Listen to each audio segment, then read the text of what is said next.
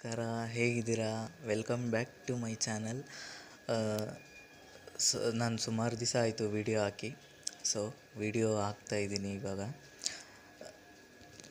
Video start ಮಾಡೋಕ್ಕೆ ಮುಂಚೆ ಎಲ್ಲ ನನ್ನ ಚಾನಲ್ಗೆ ಲೈಕ್ ಮಾಡಿ, ಶೇರ್ ಮಾಡಿ, ಸಬ್ಸ್ಕ್ರೈಬ್ ಮಾಡಿ, ಕಮೆಂಟ್ಸ್ ಹಾಕೋದನ್ನು ಮಾತ್ರ ಮರಿಬೇಡಿ. ಯಾರೂ ಕಮೆಂಟ್ಸ್ ಹಾಕಲ್ಲ. ಲೈಕ್ಸ್ ಕೂಡ ಅಷ್ಟೇ, ಲೈಕ್ಸು ಯಾರೂ ಮಾಡ್ತಾಯಿಲ್ಲ. ಸ್ವಲ್ಪ ಲೈಕ್ ಮಾಡಿ. ನಾನು ವಿಡಿಯೋ ಮಾಡಬೇಕು ಅಂತ ಶುರು ಮಾಡ್ತಾಯಿದ್ದೀನಿ. ಲೈಕ್ಸ್ ಬಂದರೆ ನಮಗೂ ಒಂಚೂರು ಆಸೆ ಆಗುತ್ತೆ, ಇನ್ನೊಂಚೂರು ವೀಡಿಯೋಸ್ ಮಾಡೋಣ ಅನ್ನೋದು. ಈಗ ನಾನು ಮಾತಾಡೋಕ್ಕೆ ಬಂದಿರೋ ಟಾಪಿಕ್ ಏನಂದರೆ, ಎಲ್ಲ ನಾವು ಏನು ಬೇಕೋ ಅದನ್ನು ತಗೊಳ್ತೀವಿ. ಗಾಡಿ ಆಗಲಿ, ಫೋನ್ ಆಗಲಿ, ಟಿ ವಿ ಆಗಲಿ, ಫ್ರಿಡ್ಜ್ ಆಗಲಿ, ವಾಷಿಂಗ್ ಮಿಷಿನ್ ಆಗಲಿ, ಏನಾದರೂ ತಗೊಳ್ತೀವಿ. ಅದನ್ನು ನಮ್ಮ ಯೋಗ್ಯತೆಗೆ ತಕ್ಕ ಹಾಗೆ, ನಮ್ಮ ಅರ್ಹತೆಗೆ ತಕ್ಕ ಹಾಗೆ ನಾವು ಕೆಲವರು ಫುಲ್ ಕ್ಯಾಶಲ್ಲಿ ಇಸ್ಕೊತಾರೆ. ನಮ್ಮಂಥವರು ಫುಲ್ ಕ್ಯಾಶ್ ಕೊಟ್ಟು ಈಸ್ಕೊಳ್ಳೋಕ್ಕಾಗಲ್ಲ. ನಾವು ಇ ಎಮ್ ಐ ಮುಖಾಂತರ ಹೋಗ್ತೀವಿ, ಇ ಎಮ್ ಐಯಲ್ಲಿ ಈಸ್ಕೊತೀವಿ. ಹಾಗೆ ಇ ಎಮ್ ಐಲಿ ಈಸ್ಕೊಳ್ಳುವಾಗ ಸ್ವಲ್ಪ ಎಚ್ಚರಿಕೆಯಿಂದ ಇರಬೇಕು. ನನಗಿದು ಆಗ್ತಾಯಿದೆ, ಅನುಭವ ಆಗ್ತಾಯಿದೆ ಈಗಲೂ ಸಹ. ಏನು ಮಾಡ್ತಾರೆ, ಎಲ್ಲರಿಗೂ ಆಗಾಗಲ್ಲ. ಕೆಲವ್ರಿಗೆ, ಅದು ನಮ್ಮಂಥವ್ರಿಗೆ ನೋಡಿ ನೋಡಿ ಹೊಡಿತಾರೆ. ಅದಕ್ಕೋಸ್ಕರ ನಾನು ಹೇಳ್ತಾಯಿದ್ದೀನಿ, ಇ ಎಮ್ ಐಲಿ ಈಸ್ಕೊಳ್ಬೇಕಾದ್ರೆ ಸ್ವಲ್ಪ ಎಚ್ಚರದಿಂದ ಈಸ್ಕೊಳ್ಳಿ ಅಂತ. ಯಾಕಂದರೆ ತುಂಬ ಪ್ರಾಬ್ಲಮ್ಸ್ ಆಗ್ತಾಯಿದೆ. ಇ ಎಮ್ ಐಲಿ ನಾವು ಶಾಪಲ್ಲಿ ಹೋಗಿ ಈಸ್ಕೊತೀವಿ, ಶೋರೂಮ್ಗಳಲ್ಲಿ ಹೋಗಿ ಈಸ್ಕೊತೀವಿ. ಫ್ರಿಡ್ಜ್ ಆಗಲಿ, ವಾಷಿಂಗ್ ಮಿಷನ್ ಆಗಲಿ, ಅಥವಾ ಇನ್ನೊಂದಾಗಲಿ ಮತ್ತೊಂದಾಗಲಿ ಏನಾದರೂ ಒಂದು ಈಸ್ಕೊತೀವಿ. ಈಸ್ಕೊಳ್ಳುವಾಗ ನಮಗೇನು ಅನಿಸೋದಿಲ್ಲ. ಅದು ಇ ಎಮ್ ಐ ಆಗುವಾಗ, ಇ ಎಮ್ ಐ ಪೆಂಡಿಂಗ್ ಉಳಿಯುವಾಗ, ಅಥವಾ ಚೆಕ್ ಬೌನ್ಸ್ ಆಗುವಾಗ, ಅಥವಾ ಮತ್ತೊಂದೇನೋ ಆಗುವಾಗ ಆವಾಗ ಗೊತ್ತಾಗುತ್ತೆ ನಮಗೆ ಏನು ಅಂತ. ಇ ಎಮ್ ಐ ಆಪ್ಷನ್ ಒಳ್ಳೆಯದಾ ಬೇಡವಾ ಅಂತ ಆವಾಗ ಅನಿಸುತ್ತೆ, ಅಯ್ಯೋ ಇ ಎಮ್ ಐ ಬೇಡವೇ ಬೇಡ ಗುರು ಅಂತ. ಇ ಎಮ್ ಐ ಇಸ್ಕೊಳ್ಳೋದು ಒಂದು ಪ್ರಕಾರ ಒಳ್ಳೆಯದೇ ಅನಿಸುತ್ತೆ. ನಮ್ಮಂಥ ಮಿಡಲ್ ಕ್ಲಾಸ್ ಜನಗಳಿಗೆ ಇ ಎಮ್ ಐ ಮುಖಾಂತರನೇ ಎಲ್ಲ ಆಗೋದು. ನಮಗೆ ಈಸಿ ಪರ್ಪಸ್ ಅಂದರೆ ಇ ಎಮ್ ಐಯೇ. ಅದರಿಂದ ನಾವು ಅದರ ಬೆನ್ನಿಂದ ನಾವು ಹೋದರೆ ಯಾಕೆ ನಮಗೆ ಈ ರೀತಿ ಹೊಡಿತಾರೆ? ಮೇನ್ ಪ್ರಾಬ್ಲಮ್ ಏನು ಆಗ್ತಿರೋದು ಅಂತಂದರೆ, ಈಗ ಅವ್ರಿಗೇನೋ ಕಂಪ್ನಿ ಕಡೆಯಿಂದ ಏನಾದರೂ ಒಂದು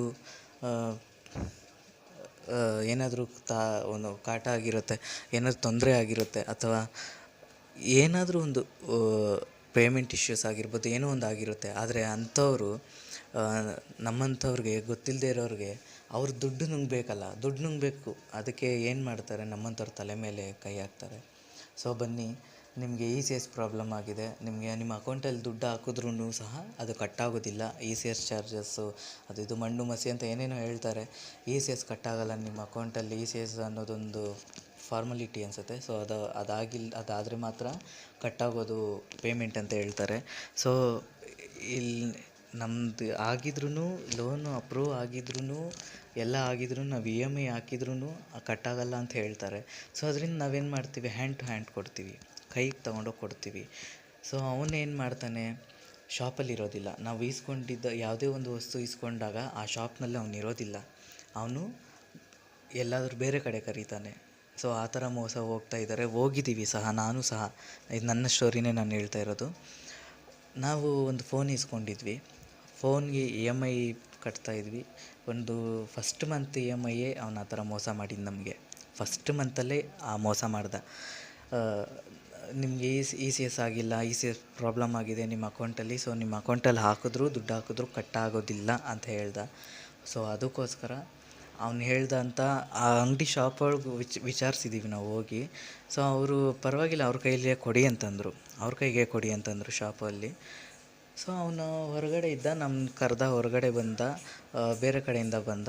ಅವ್ನಿಗೆ ಕೊಟ್ವಿ. ಅವ್ನಿಗೆ ಕೊಡೋಕ್ಕೆ ಮುಂಚೆ ಕೇಳಿದ್ವಿ, ಇದು ಏನೂ ಪ್ರಾಬ್ಲಮ್ ಆಗಲ್ಲ ಅಲ್ವಾ ಅಂತ ಎಲ್ಲ ಕೇಳಿ ಕೂಡ ನಮಗೆ ಮೋಸ ಮಾಡ್ದ ಅವನು. ಅವ್ನ ಫೋಟೋ ಹಾಕೋದಾ ಬೇಡವಾ ಅಂತ ಯೋಚನೆ ಮಾಡ್ತಿದ್ದೀನಿ. ಬೇಡ ಬಿಡಿ, ಅವ್ನ ಫೋಟೋ ಹಾಕೋದು. ಕಂಪ್ಲೇಂಟ್ ಇಶ್ಯೂ ಮಾಡಿದ್ದೀನಿ ನಾನು. ಬಟ್ ಏನಾಗುತ್ತೋ ಏನೋ ಗೊತ್ತಿಲ್ಲ. ಎಷ್ಟು ಥರ ಟಾರ್ಚರ್ಗಳು ಕಂಪ್ನಿ ಕಡೆಯಿಂದ. ಈ ಐ ಸಿ ಐ ಸಿ ಬ್ಯಾಂಕಲ್ಲಿ ಲೋನ್ ಆಗಿರೋದು. ಐ ಸಿ ಐ ಸಿ ಬ್ಯಾಂಕಿಂದ ನಮಗೆ ಟಾರ್ಚರ್, ನೀವು ಲೋನ್ ಕಟ್ಟಿಲ್ಲ ಸಿದ್ಧಾರ್ಥ ಅವರೇ, ಒಂದು ಪೆಂಡಿಂಗ್ ಇದೆ, ಒಂದು ಇ ಎಮ್ ಐ ಪೆಂಡಿಂಗ್ ಇದೆ, ಸೊ ಆ ಪೆಂಡಿಂಗ್ ಕ್ಲಿಯರ್ ಮಾಡ್ಕೊಳ್ಳಿ ಅಂತ ನಾನು ಅವ್ರಿಗೆ ಸಾಕಷ್ಟು ಹೇಳಿದ್ದೀನಿ. ಮೇಡಮ್ ನಮ್ಮ ಕೈಯಲ್ಲಿ ಆಗಲ್ಲ, ನಾವು ಈಗ ಲೋನ್ ಕ್ಲಿಯರ್ ಆಗಿದೆ, ಅದು full E M I clear ಆಗಿದೆ. ಸೊ ಆದರೆ ಇನ್ನು ತಿರ್ಗಾ 1 ಮಂತ್ ಇ ಎಮ್ ಐ ಇದೆ ಅಂತ ಹೇಳ್ತಾ ಇದ್ದಾರೆ ನಮಗೆ.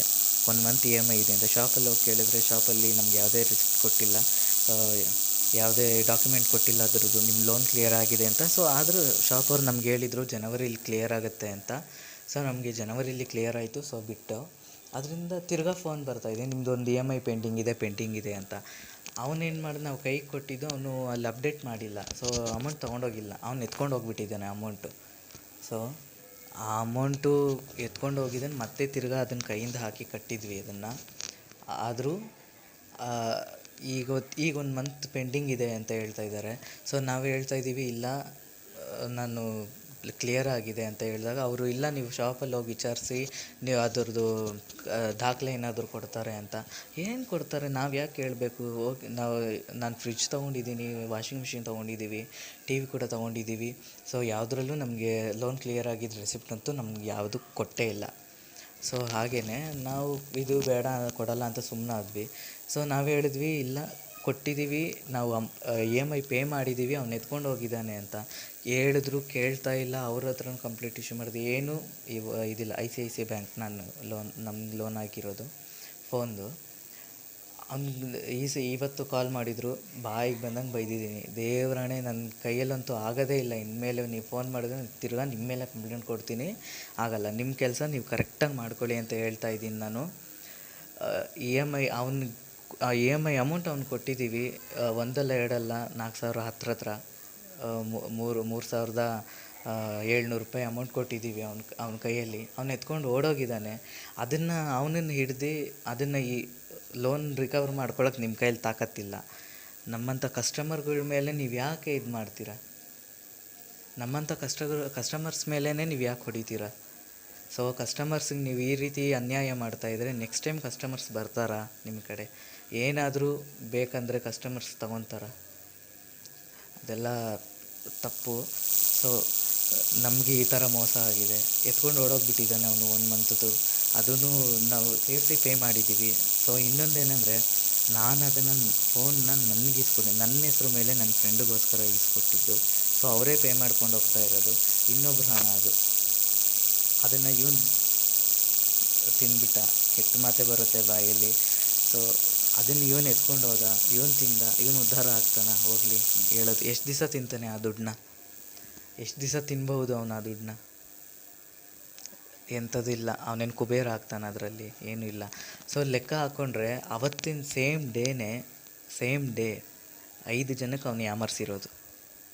5 ಜನ ಸೇಮ್ ಡೇ. ಅವನ ಹೆಸರು ಏನೋ ಬೇರೆ ಇದೆ, ಸೊ ಬಾಯಿಗೆ ಬರ್ತಲ್ಲ ಎಕ್ಸಾಕ್ಟಾಗಿ. ಅವ್ನ ನಂಬರ್ ಕೂಡ ಇದೆ, ಅವ್ನು ಕಳಿಸಿರೋ ಮೆಸೇಜು ಇದೆ. ಹ್ಯಾಂಡ್ ಟು ಹ್ಯಾಂಡ್ ಕೊಡಿ ಅಮೌಂಟು, ನಿಮ್ಮದು ಇ ಸಿ ಎಸ್ ಪ್ರಾಬ್ಲಮ್ ಇದೆ, ಇ ಸಿ ಎಸ್ ಆಗಲ್ಲ, ಇ ಸಿ ಎಸ್ ಆಗಿಲ್ಲ, ನಿಮ್ಮದು ಅಮೌಂಟ್ ಕಟ್ಟಾಗಲ್ಲ, ಬ್ಯಾಂಕಿಗೆ ಹಾಕಿದ್ರು ಅಂತ ಹೇಳ್ದ. ಸೊ ಅದರಿಂದ ನಾನು ಹಾಕಿದ್ದೀನಿ. ಸೊ ಅವನ ಕೈಗೆ ಕೊಟ್ಟಿದ್ದಕ್ಕೆ ಅವ್ನು ನಂಬಿಕೆಯಿಂದ ಕೊಟ್ಟಿದ್ದಕ್ಕೆ ಅವನು ದ್ರೋಹ ಮಾಡ್ದ ಅವನು. ಸೊ ನೀವು ಜಾಗೃತೆಯಿಂದ ಇರಿ, ಯಾವುದೇ ಕಾರಣಕ್ಕೂ ಅಂಥವ್ರಿಗೆ ಕೈ ಕೊಡೋಕ್ಕೆ ಹೋಗಬೇಡಿ. ಏನೇ ಇದ್ದರೂ ನಿಮ್ಮ ಅಕೌಂಟಲ್ಲಿ ಮೈನಸ್ ಇದ್ದರೂ ಸಹ ಆ ಮೈನಸನ್ನು ಕ್ಲಿಯರ್ ಮಾಡಿಕೊಂಡು ನೀವು ಅಮೌಂಟನ್ನು ಬ್ಯಾಂಕಿಗೆ ಹಾಕಿ ಕಟ್ಟಿ. ಈ ಥರ ಯಾಮಾರಬೇಡಿ ಅಂತ ಹೇಳ್ತೀನಿ. ಇ ಎಮ್ ಐ ಆಪ್ಷನ್ಸು ನಮ್ಮಂಥವ್ರಿಗೆ ಎಷ್ಟು ಅವಶ್ಯಕತೆನೋ, ಎಷ್ಟು ಅನುಕೂಲನೋ ಅಷ್ಟೇ ನಷ್ಟ ಕೂಡ ಇದೆ. ಇದನ್ನು ದಯವಿಟ್ಟು ಅರ್ಥ ಮಾಡ್ಕೊಳ್ಳಿ.